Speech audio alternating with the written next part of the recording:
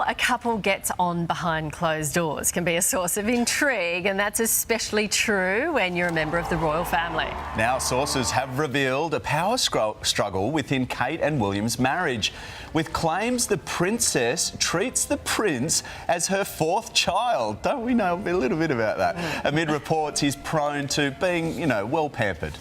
Royal author Tom Quinn joins us now. Good morning to you. How on earth do we know this? Well, I have a lot of contacts at Kensington Palace and Balmoral and going back to the 1980s. And in some ways, actually, it would be more surprising if William wasn't prone to tantrums, because if you think about the way he was brought up, the way all royal princes are brought up, they're sent away from home. They're at home. They're not looked after their parents. Even Diana didn't look after William. They employed paid nannies. So these boys grow up emotionally damaged, a bit like Charles. Charles has Camilla, and Camilla treats Charles very much as if she was his mother. And so, people have told me that because he's very needy, because William's quite needy, because his parents didn't look after him, nannies did, and then he was sent away to boarding school, he's prone to tantrums. And of course, when you combine that upbringing with the sense of entitlement, if anybody goes against him, he just can't control himself. So he has these tantrums. And I was told that Kate she's quite light-hearted about it, but she does treat him as the fourth child. She's the calming influence. So, Tom, give us an example. We read about Harry's depiction of the fight that they had at Frogmore Cottage that time. Tell us a little bit about that, an example. Well, the fight at Frogmore, the two boys, in many ways, they don't really know each other that well, because they were in different years at school. When they were sent away to school, they were not together. They were separate. If you're 2 years apart, you don't mix very much. And they did fight as children, as teenagers, for example. William used to say to Harry, look, when we're at school, pretend you don't know who I am, because they were kind of embarrassed by each other. And whenever Harry argued with William, or Kate argues with, there's a point at which, especially Kate, will stop because she knows that William will lose it. And that time when William was arguing with Harry, it actually turned into a physical fight, because Harry is much less of a pacifier than Kate. Harry had the same kind of emotionally damaged upbringing, because, Diana was emotionally needy, and so was Charles. And so they've both grown up with a sense of entitlement and a sense that they just don't want to be argued with, because they're very much like children. It sounds like young children. It sounds like Kate's got a big job, and William and Kate are under a lot of pressure. The work that they do, they're in the spotlight the whole time. Yes, they've got a ritzy life, but do you think their relationship will go the distance? I think it will, because unlike Charles and Diana, they're William's parents, that was basically a dynastic, arranged marriage. It was a terrible thing to do that, even in the 1980s. And I think the royal family learned from that it's a really silly thing to do.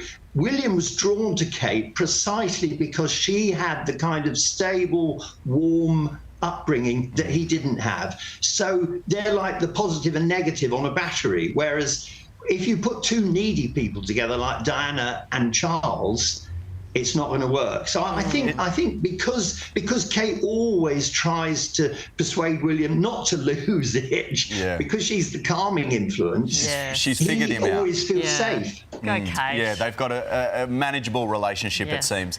Tom, thank you so much. And your book is out as well. Welcome back to Royal Sussex Squad, the home of truth, justice and unwavering support for the Duke and Duchess of Sussex, Harry and Meghan. Today we're cracking open yet another royal fairy tale, and surprise, surprise, it's not all tiaras and grace. A royal author has come forward with jaw-dropping revelations about Prince William and Princess Kate's marriage, revealing a dynamic that is far more chaotic than the media dares to admit. But here's the kicker. If these same claims had been made about Meghan and Harry, you already know the tabloids would have gone nuclear.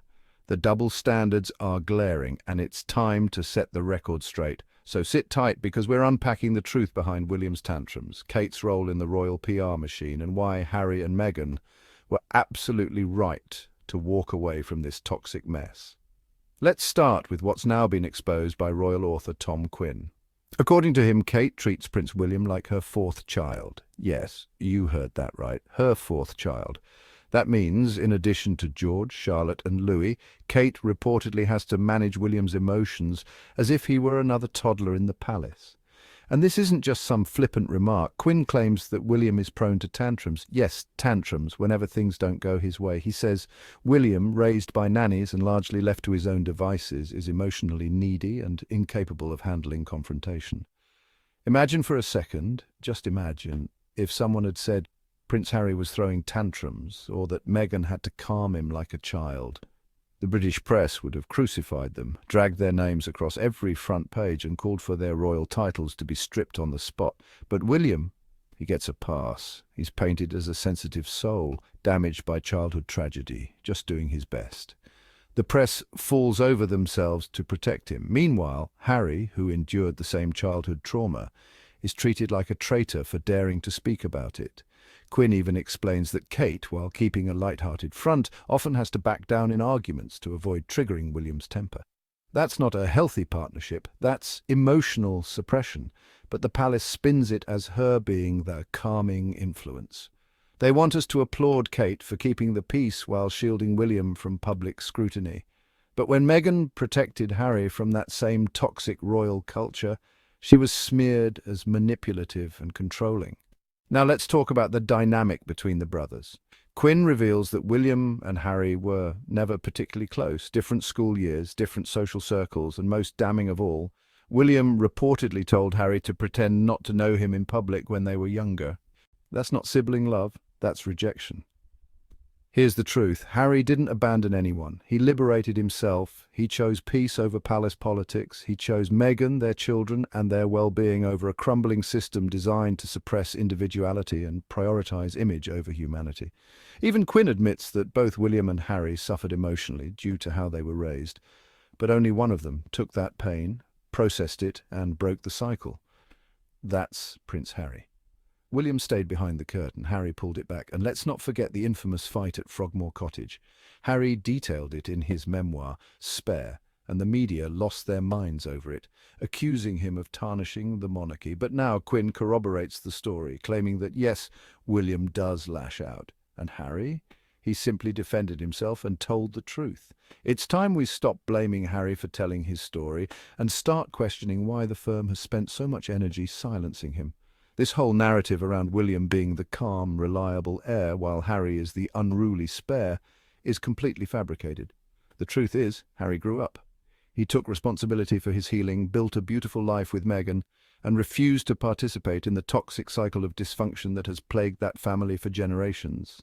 Meanwhile, the institution continues to coddle William, hide his tantrums, and spin PR stories about how strong Kate is for keeping him in line. And the real strength, that belongs to Harry and Meghan, the couple who left behind a life of luxury for freedom, the couple who are raising their children with love, dignity and emotional intelligence, the couple who are thriving on their own terms and doing it with grace. So let's call it what it is. The royal media complex is working overtime to protect William's image, even when insiders admit he's throwing tantrums behind palace doors. Meanwhile, Harry and Meghan continue to face relentless criticism for simply living their truth. But here on Royal Sussex Squad, we see through the spin. We speak facts, and we celebrate Harry and Meghan for their courage, resilience, and unshakable love. If you're tired of the smear campaigns and ready for a space that uplifts the truth, then you're in the right place. Make sure you're subscribed so you never miss an episode. Tap that notification bell. And if you believe in what we're doing, support us with a super thanks to keep our channel thriving. Together, we'll keep shining a light where others try to cast shadows. Stay bold, stay kind, and keep riding for Harry and Meghan.